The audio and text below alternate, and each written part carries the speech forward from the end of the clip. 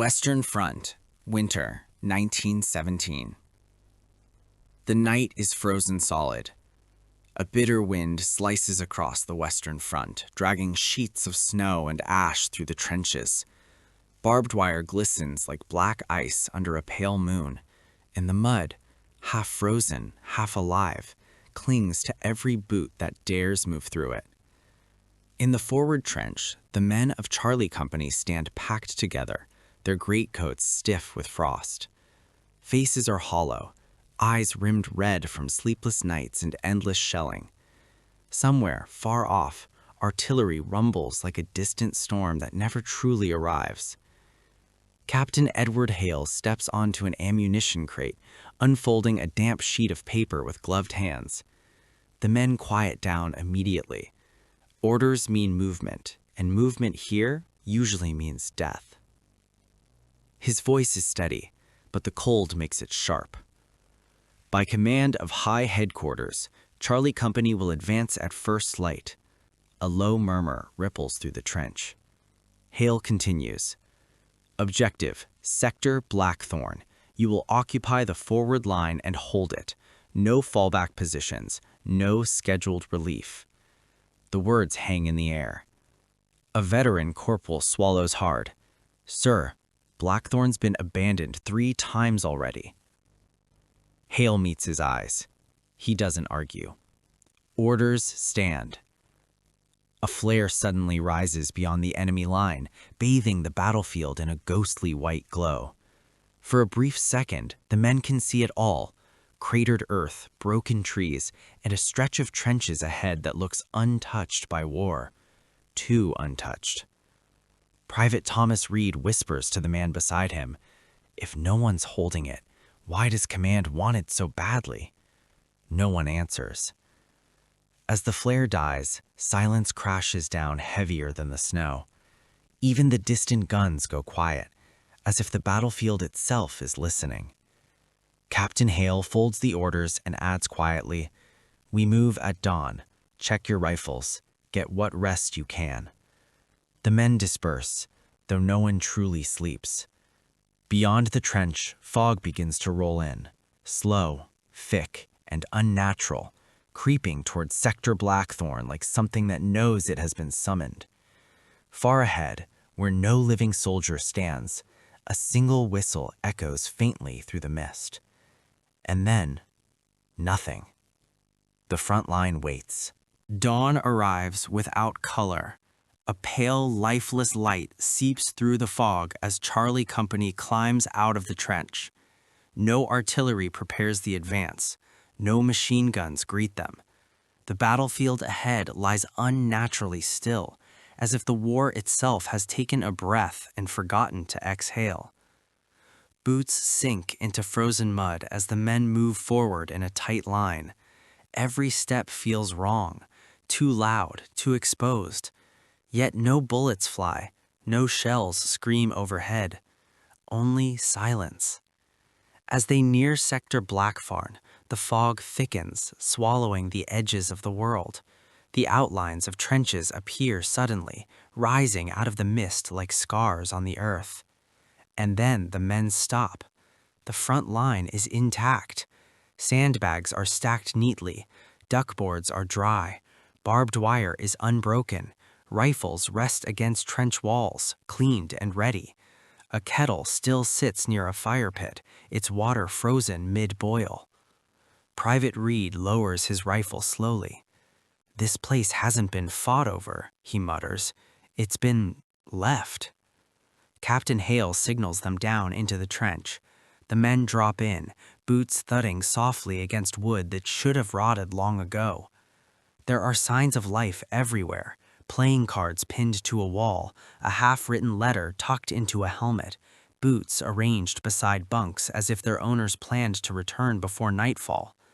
But there are no bodies, no blood, no tracks leading out. A chill crawls up Reed's spine. "Sir, where did they go?" Hale doesn't answer immediately. He kneels and touches the trench floor. Cold, undisturbed. "No enemy advance," he finally says. "No retreat either." The fog presses in tighter, muting sound, smothering distance. Even the men's breathing feels loud now. Suddenly, from somewhere far down the line, a sharp whistle cuts through the mist, not a signal they recognize. Every rifle snaps up. "Hold," Hale orders. The whistle echoes once more, closer this time, then fades. Silence returns, deeper, heavier than before. And in that silence, the men begin to understand something terrible. This front line is not empty. It is waiting. Night falls without warning. The sun never truly sets. It simply vanishes, swallowed by the fog that thickens until the world shrinks to a few feet of trench and shadow.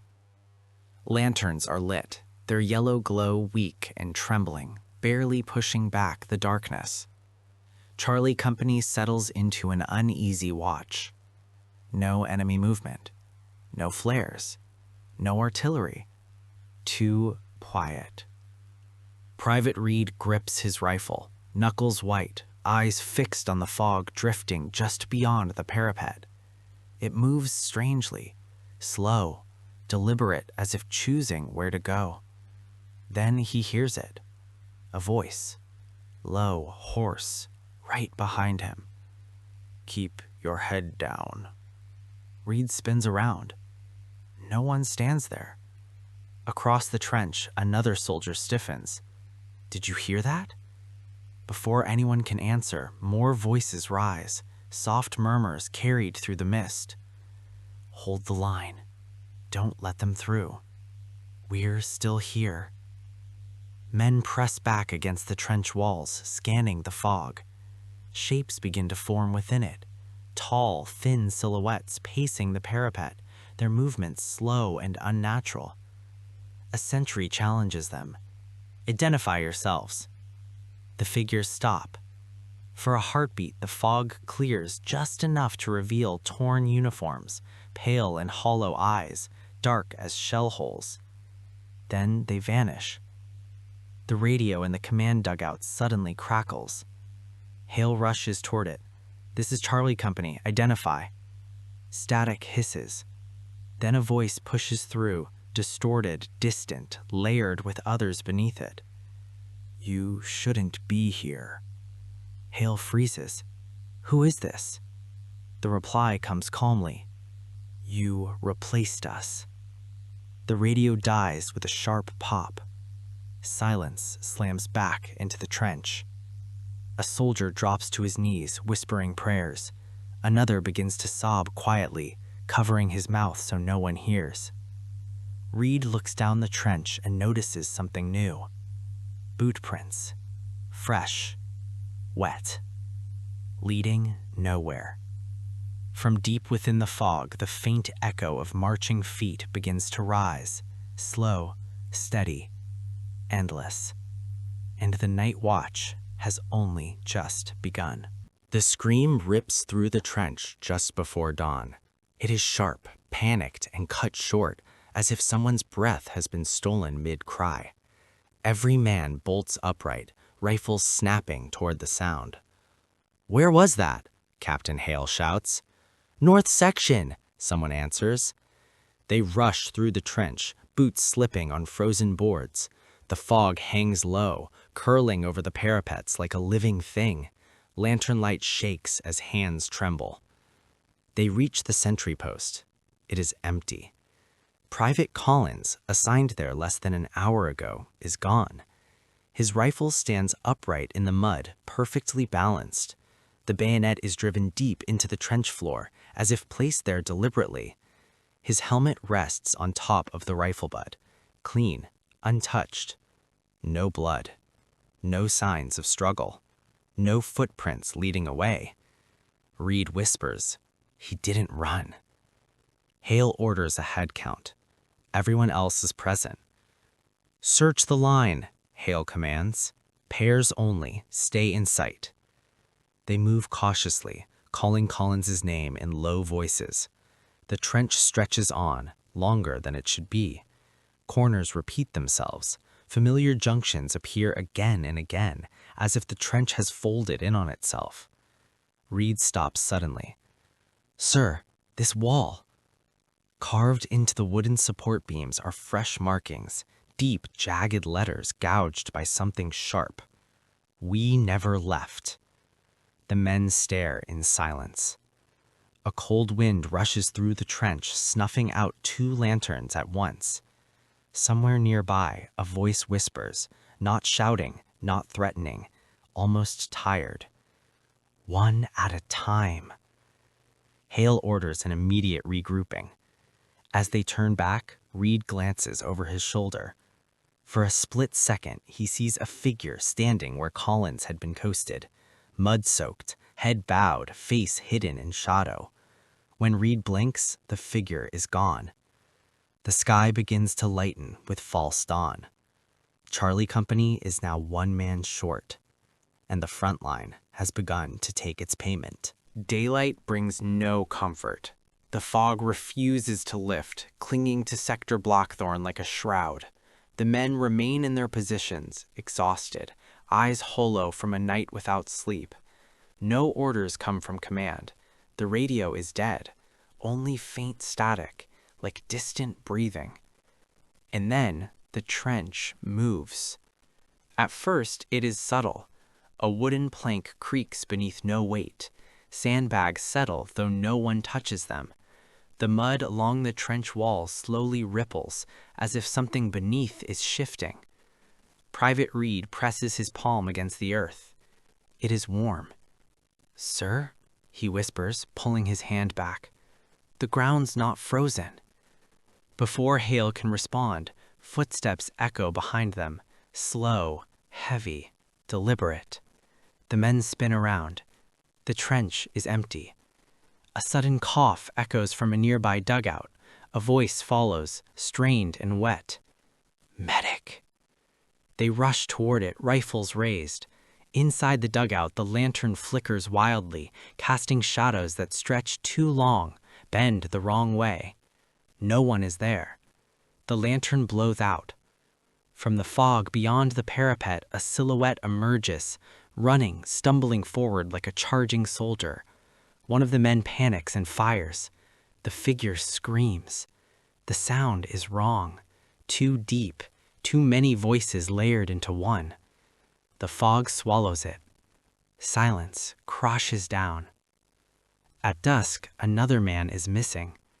This time, they find his helmet resting neatly on a crate near the fire step. Inside it is fresh blood, still warm. No body, no trail.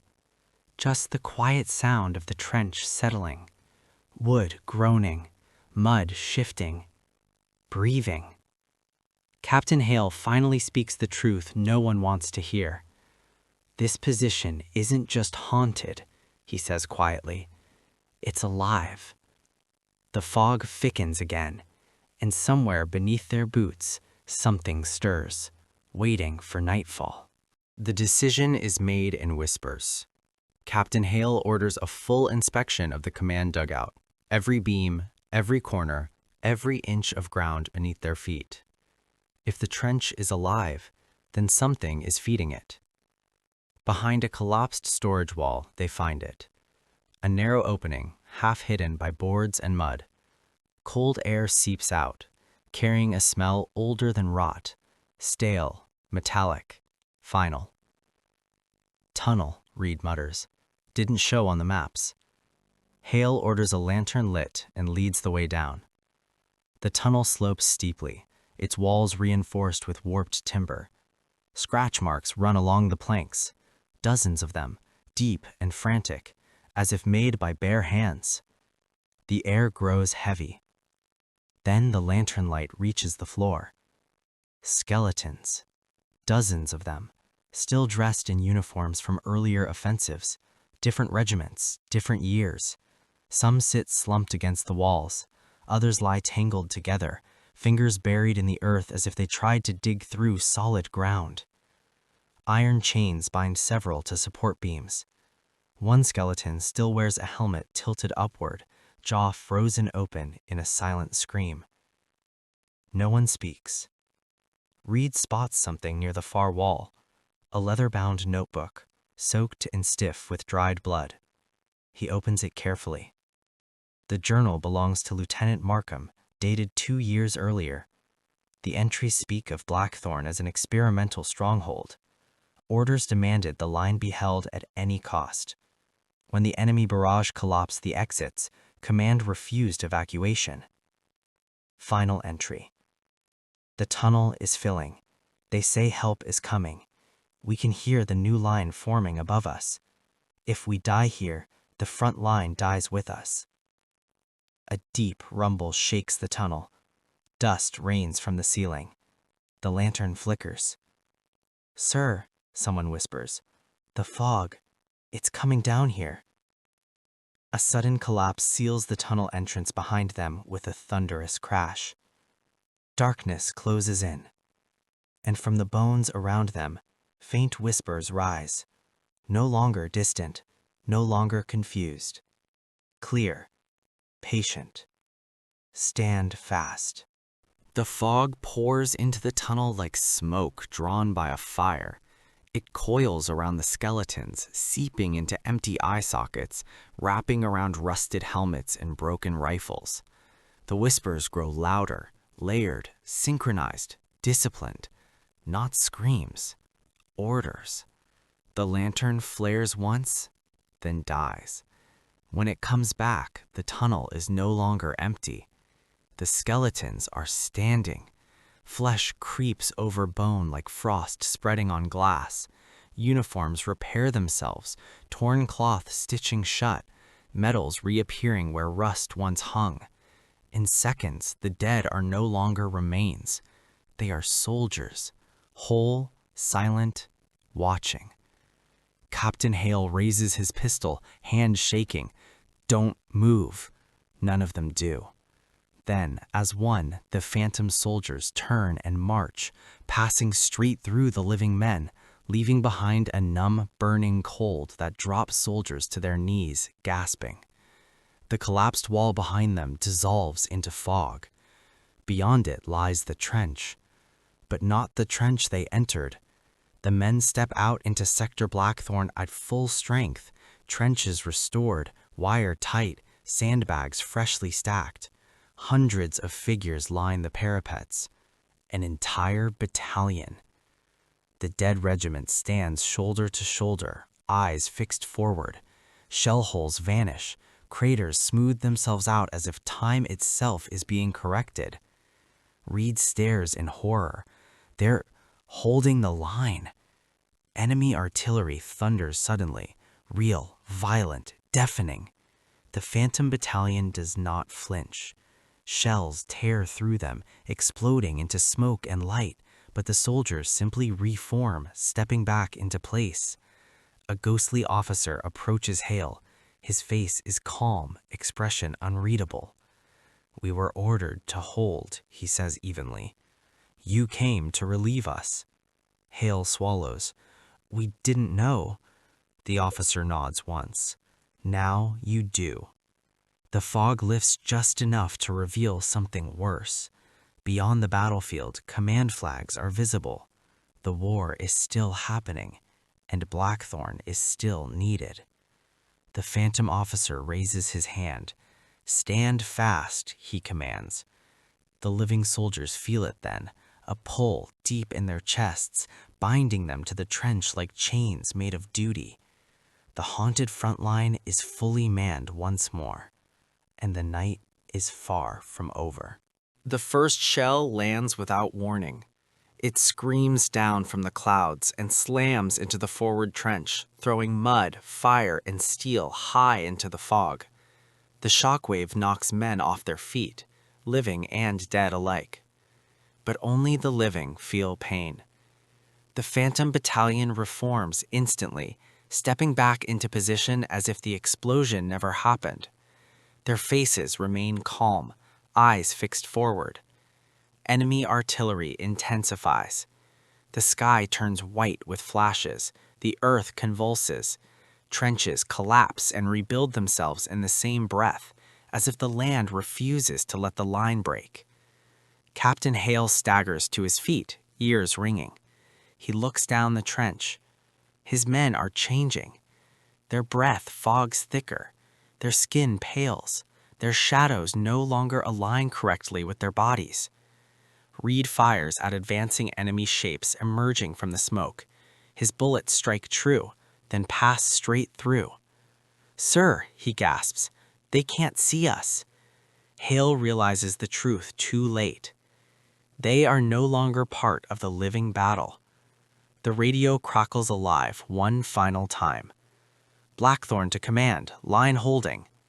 Hale grabs the handset. "Command, this is Charlie Company. We need extraction." Only static answers.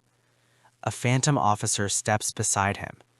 "There is no extraction," he says gently. "Only relief." Another shell hits close. Reed feels the pull again, stronger now, dragging him toward the parapet. He fights it, screams, claws at the duckboards. The fog surges upward like a tide. One by one, Charlie Company rises to their feet and takes their places in the line. When the barrage finally ends, silence returns. No bodies remain. No blood stains the trench. Only fresh uniforms, clean rifles, and a newly reinforced front line, fully manned. The fog settles, and Sector Blackthorn holds. Weeks later, the war moves on. Maps are redrawn, new offensives planned. Entire battles erase the names of old positions, but Sector Blackthorn is quietly crossed out and sealed with a single note. Do not advance. Line remains secure. No explanation follows. No investigation is launched. Official records list Charlie Company as missing in action. No bodies recovered. No survivors interviewed.